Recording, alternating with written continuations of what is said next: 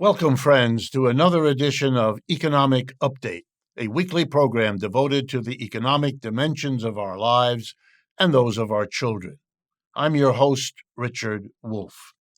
I want to let you know again that we are just about ready to release a new book that I wrote called Understanding Capitalism. In a way, it is a kind of summary of all of the work that I've tried to do over the 12 years that this program has been on the air without fail every week. What I've learned, which is a lot, condensed down to something that can help you if you're an interested person, if you're an activist, if you're a unionist, if you're politically involved. This is a way to understand the economic system we live in and how it shapes everything that we see and do, struggle for, and struggle against. I hope you'll find it of interest. We'll have a lot more to tell you about it in the weeks ahead and how to get a copy if you're interested. Okay, today we're going to be talking about the problem of Uber and Lyft drivers, of whom there are huge numbers in our country now.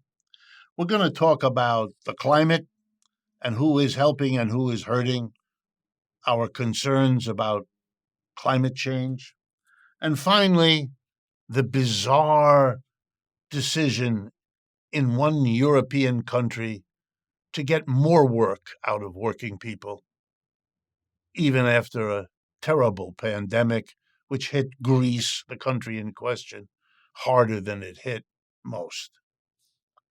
And then in the second half, we will interview again Rob Robinson, a formerly homeless advocate who will talk about the implications of the latest Supreme Court decision about a town in Oregon that is throwing homeless people in jail, not as a solution, because they have no solution, but as a stopgap, which the highest country in this country has now authorized as the law of the land. Okay, let me begin with Lyft and Uber drivers. On the 27th of June of this year, the Attorney General in the state of Massachusetts, one Andrea Joy Campbell, announced a historic settlement with rideshare companies Uber and Lyft. The agreement requires those two companies to pay $175 million into a fund that the state will return to drivers and former drivers because Uber and Lyft violated state labor laws.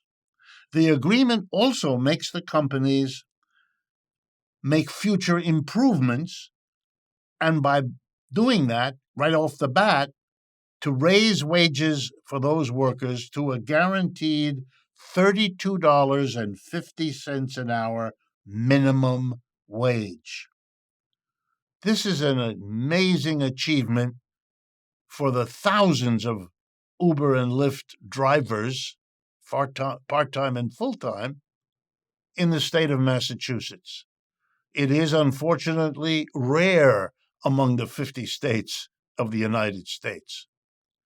Most important about it is the fact that it could not and would not have happened, so the politicians who passed these laws said, had it not been for the organizational power and persistence of those drivers and of the labor movement and of all the decent folks in Massachusetts who supported them, who joined with them, who wanted Uber and Lyft services, but not on the banks of super exploited drivers.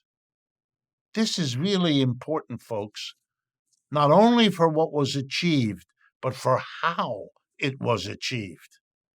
This is people rising up in ways that Rob Robinson will talk about in the interview in the second half of today's program, having to do with solving the housing problem. Here are people rising up to solve the wages and the workers' treatment problems that are just as widespread and profound as the housing problems that will occupy us in the second half of today's show. And these workers and their supporters deserve the shout out I'm giving them now. Bravo for getting up and doing something. Bravo for understanding the need for organization and putting the pressure on the politicians who have the power but rarely use it because they're afraid of big companies and they're afraid of their power. You have to show people power, or else we will continue to get the short end of that stick. On July 10th of this year, another person from Massachusetts, their senator, Elizabeth Warren, sent a letter. And the letter went to Jamie Dimon, the head of J.P. Morgan Chase Bank, the largest private bank in the United States. The letter was signed by 6 senators from the United States Senate, including not only Elizabeth Warren, but also Bernie Sanders. And the 6 senators' letter to Jamie Dimon at the bank was critical. They pointed out that in earlier commitments made to them, he talked about the bank having, quote, binding commitments to take agreed steps to slow down the deterioration of our environment, to slow down climate change. But that in more recent statements, Bank President Dimon had no longer spoken about binding commitments and instead had used the word aspirations. In other words, the bank no longer was committed to doing something. It was committed instead to hoping to do something, which is an enormous retreat for anyone who knows what these English words actually mean. Wow. And the senators were rightly worried. They understood what the words mean, and they didn't want to see those words. They didn't want to see the bank retreating. I might mention, as the senators clearly did, but Morgan Chase is the largest bank funder of fossil fuel projects in the world since 2016. They're the number one bank loaning money to people who produce the oil and gas that is threatening our environment, our lives, our health. They're the number one bank. That's why the senators went to them. That's why there was the pressure. That's why they got the binding commitments. And they know what it means when those binding commitments disappear, when the bank continues to make all those loans, fueling, if you pardon the double entendre, all of this ecological damage. All we're left with is the bank hopes to do something. Well, we've seen what that hope has done in the last 8 years. We can imagine where it's going. Oh, and another footnote to just enjoy, if that's the right word, the ironies of this. In 2023, Jamie Dimon's payment, his income from being the CEO of J.P. Morgan Chase, was $36 million. He earns $3 million a week, every week, 52 a year, whether or not he's on vacation any of those weeks. Yeah, he's paid a fortune. And that's why the bank does what it does, because the bank profits from lending to all those fuel companies, just as they profit from making us reliant on oil and gas and therefore having to pay what they charge, which gives them the profits big enough to pay off their loans to JP Morgan Chase, big enough to pay their shareholders and to give executives like Jamie Dimon $3 million a week. Jamie Dimon's salary from the bank is many times larger than the combined salaries of the 6 senators who wrote him the letter, which is why this stuff isn't going to change until, yeah, you guessed it, we do what those Uber and Lyft drivers did, and what we will learn in the second half today, homeless people will have to do if all of these situations are going to change. The last item we will have time for in today's updates is a law passed in Greece which just began to take effect. It was passed last autumn and is coming into effect now. Is a law that requires workers in certain industries in Greece to accept a 6-hour day. In other words, to go beyond the legal limit, 5 days, 40 hours, more or less, and doing a 6th day of work. I might mention that in other parts of Europe, the direction is the other way. Belgium, Britain, Germany are cutting the working week. They're discovering that if you give workers more time off, they're more productive during the time they work than they were when you made them work more hours. But Greece doesn't care. Greece has an extreme right-wing government, something most other European countries do not have. So the workers in Greece are going to be pressed to work overtime. The law only requires they be paid not time and a half overtime. That's what you get in the United States. Only 40%, time and 40%, not time and 50%, the way you do in the United States. And here's the rationale, because exploding that is exploding it in the minds of Americans too. The rationale is, whoa, if you get more work out of workers, you don't have to pay them as much. Well, then Greece will become, here's the word they use, more competitive. Here's what they mean. If you lower the wages, if you make workers work more hours, then you can lower the prices of things.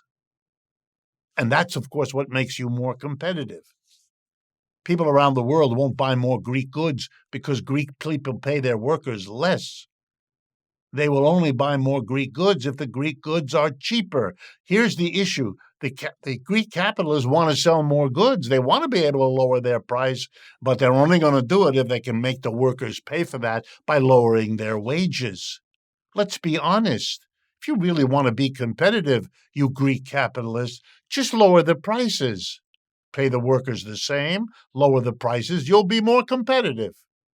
But it'll come out of your profits, not out of the workers' wages. And that's the only real issue that's going on here. They got a government there that is willing to squeeze the working class, and that's what they get, and that's what they will continue to get unless they do what the Greek working class has done before. Stand up and say, no more of this. We've come to the end of the first half of the show. Please stay with us. I think you'll see the interview with Rob Robinson, a formerly homeless housing activist, very informative and very interesting. Thank you. No kidding, folks. We do need some financial support as well. Many of you are already contributing, and we are enormously grateful, as we have been for the 12 years of this program. But we have to keep reminding you that whatever you might send in, and you can find out ways to do that from our website, democracyatwork.info, whatever you have to contribute will be enormously appreciated. We are grateful, and we know, especially in these days, that it is a significant sacrifice for you, and that makes it all the more valuable for us. Thank you. Welcome back, friends, to the second half of today's economic update. I am very proud and happy to bring back to our microphones and cameras Rob Robinson. He's been here before, and many of you have commented on what you learned from the questions he answers as effectively as I think you'll find he answers today's as well. Rob Robinson is a formerly homeless community organizer and activist based in New York City. Focused on changing people's fundamental relationship to land and housing, Rob works with social movements globally, especially in Brazil, South Africa, Spain, and around zero eviction platforms. Rob combines broad activism around human rights issues with university teaching, holding lectures at the City University of New York, the University of Miami, Northeastern University, University of Massachusetts, UC Berkeley, and Harvard. Rob is now an adjunct professor in the Design and Urban Ecology program at Parsons New School University in New York City. So first of all, Rob, welcome, and thank you for spending some time with us. Professor Wolff, thanks for having me. It's always a pleasure to appear on the show and be able to offer thoughts and opinions on what's going on in the world. Well, as you know, and as our audience knows, we have the most conservative, if not right-wing, Supreme Court in this country's history. And I want to ask you about one of their most recent decisions, literally a few weeks ago, having to do with homeless people in a community in Oregon.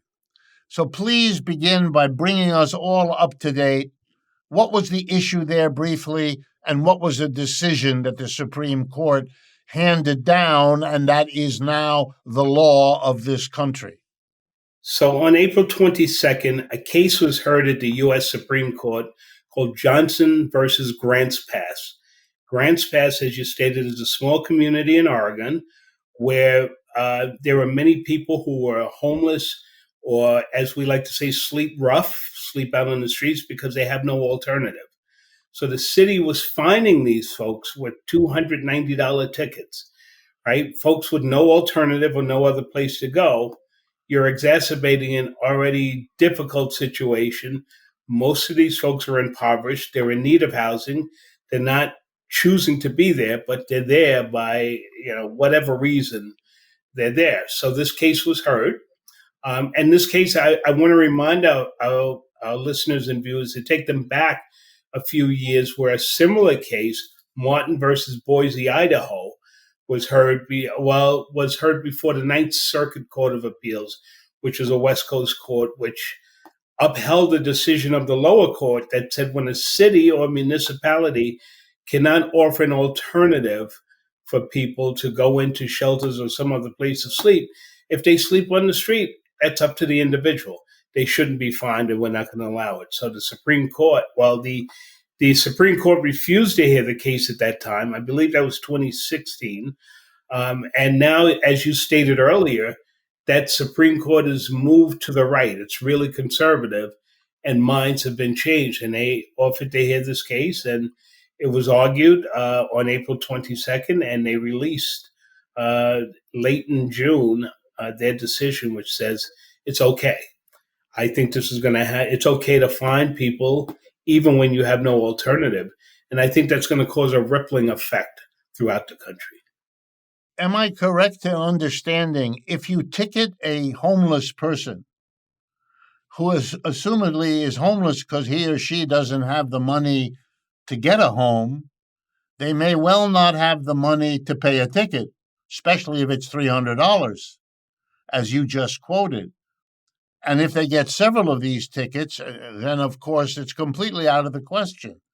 And my understanding was that communities were beginning to arrest and incarcerate people on the charge of not paying the tickets which they got because they were homeless, and that this was allowed. Because if it is, and if this is, as you suggest, happening across the country, then we are returning to something that was outlawed in the Western European and North American parts of the world centuries ago, when it used to have the name poorhouse.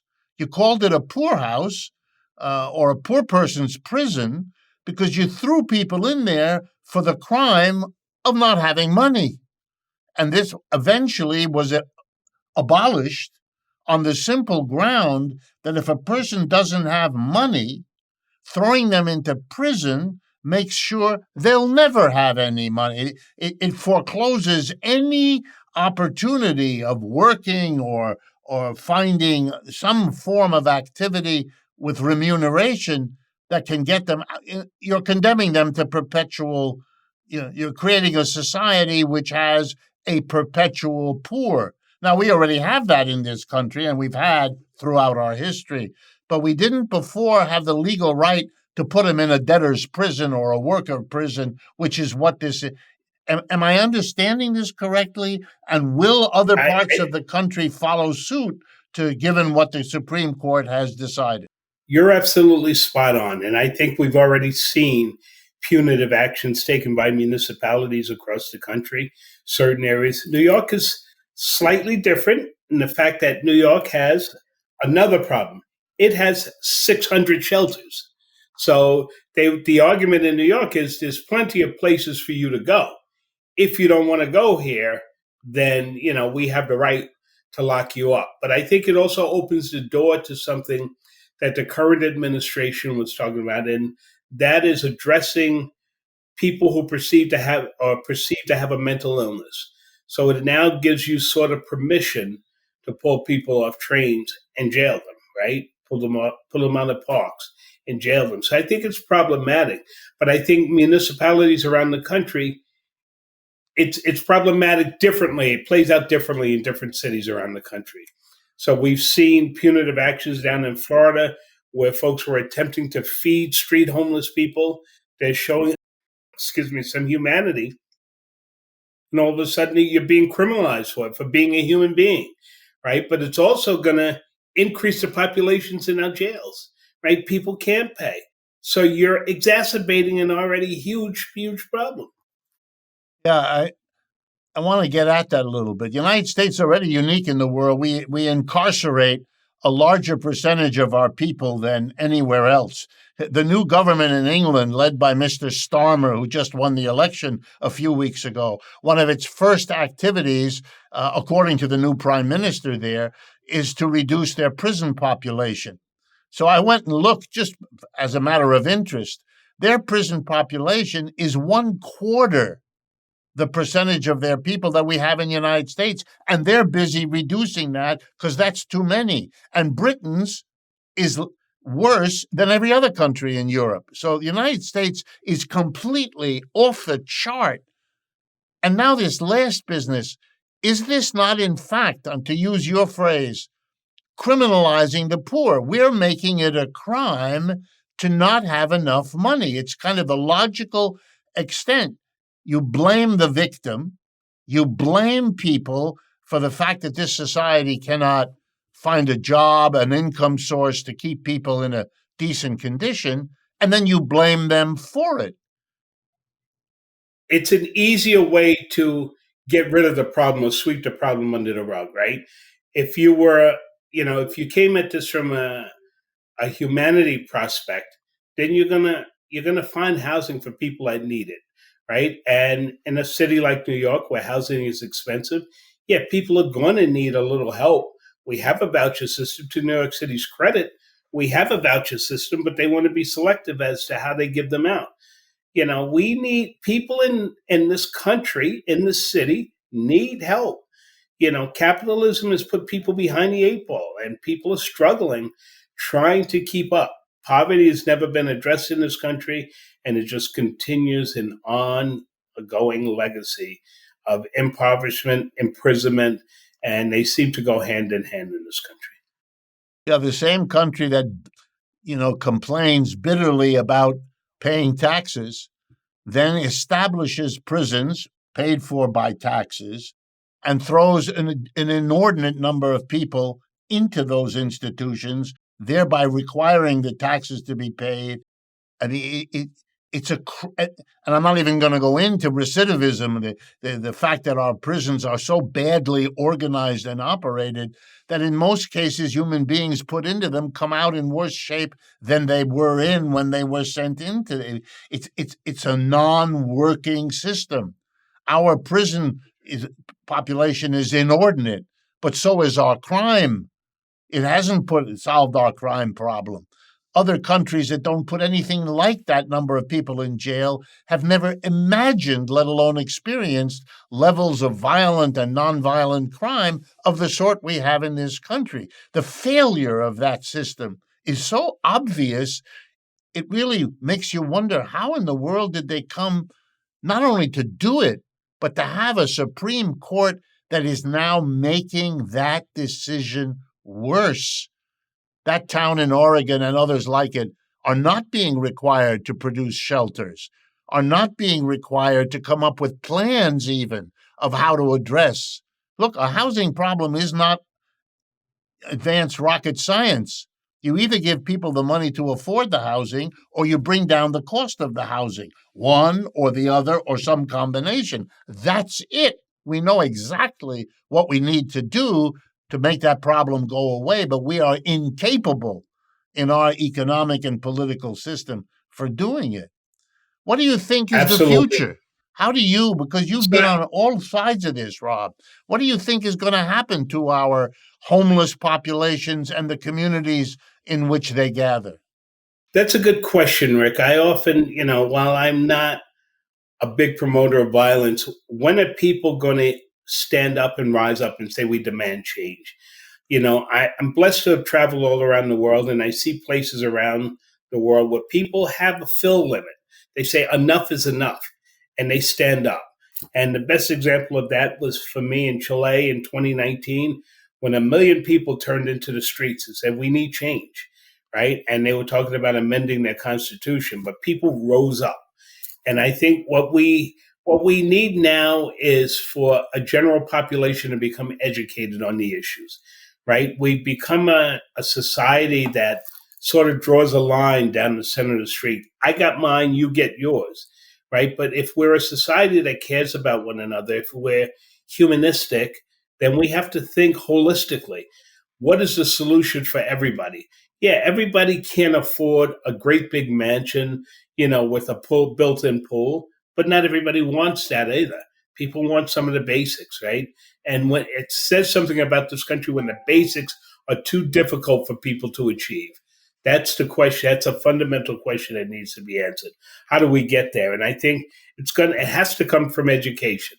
I don't see any other way. I think as a society, we're uneducated on these issues. We tend to paint the issues with a broad brush, saying you failed, you had every opportunity. It's a country where everybody can make it.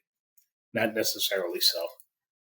Rob, I wish we could explore this more. I think this concept of criminalizing the poor, we're watching a conservative court move more and more in that direction. It is what frightened populations sometimes do because they're scared. They don't know where to turn. They see the situations getting worse. Makes me very fearful for a country. And when I then notice that neither Biden nor Trump nor their political parties are addressing this issue, making it a part of their campaign, really having some kind of solution to offer, then I realize we got blindness on top of a problem, and that's a very dangerous combination. Thank you very much, Rob. I really appreciate you taking the time, and I think my audience learns from you every time you're on the show. And to that audience, let me say again, I look forward to speaking with you next week.